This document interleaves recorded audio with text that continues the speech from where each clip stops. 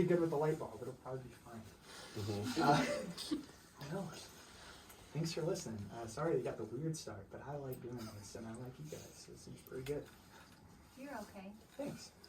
It's a solid B+. Don't ever forget that God 50-50'd his way to earth down an unwed teenage girl's vagina. He manualed out into the backwoods of the Roman Empire. He did it on purpose. For a time, he had to have his butt wiped. He had an umbilical cord, and someone cut it. Mary might have shit during the whole thing. Many women do. Don't wipe away the blood and amniotic fluid when you remember him. Burn your Lysol wipes as incense. Anachronistic hygiene is a sin. God incarnated himself to work a day job with his dad without AC and sandals. He came at a bad time, pre-MySpace, flyers at the mall, DIY touring, and word of mouth, the only ways to spread the good news. He did it all on purpose, slow rolling down Woodward, letting the lights chorus, not missing a photon of it all. To be saved, Jesus said we must eat his flesh and drink his blood. He said it before the Last Supper, so there was no grounding for the metaphor. Just crazy. Eat the scroll. God destroyed Sodom and Gomorrah. Many of America's founding fathers were deists, which means they rejected Jesus as the Messiah. The Bible calls such people antichrists. These antichrists helped found America. I have been ashamed of Jesus before men. The Bible says Jesus will be ashamed of such people before God. God genocided the Amalekites. The United States deposed Jacob Arbenz, a democratically elected leader, for its own gain. I have masturbated more times than I've had sex with my wife. Jesus asked God not to die, and God said no. So he died.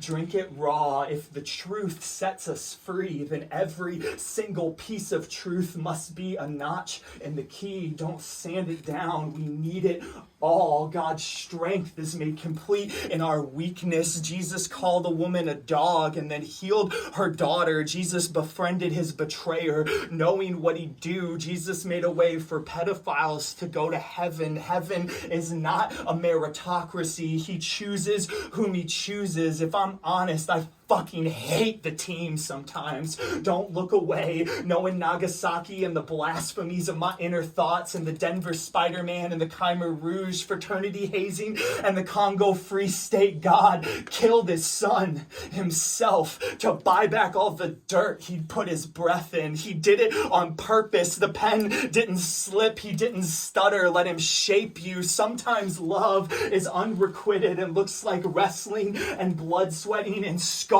and a hole in the side that you keep. Sometimes holiness looks like a limp existence. Cascades before me in endless branches of flickering TV screens, a wall of static snow, free will, and the Spanish and Portuguese conquest of Latin America. My mother's fear and child pornography, the dads who leave and the dads who don't, but who can't seem to straighten their crippled spirits back out once they've been mangled by failure and circumstance. My friends who are still trying to straighten their own backs out from the passed down pressure. EDM in mint green and Belle Isle at sunset and Cava in the small of my wife's back, where my love for her pools the day I got carjacked at the McDonald's on Mac in 75. The fact that all of my roommates came to pick me up. The kindness of Andrew's coat on my shoulders because the guy took mine. Flower picking outside Traverse in June. Crying at the counter of that coffee shop in the Phoenix airport as I reflected on all I've been given. All of Walt Whitman's lists in his slouch. Go Home by Julian Baker. The Holocaust and all of the pain and love I cannot reconcile. It all cascades endlessly and beyond my reach and impenetrable and too large for me. And yet Jesus parts it all with one hand like a curtain between rooms, and he walks right up to me and he looks me in the eye, and it's love, and he doesn't blink.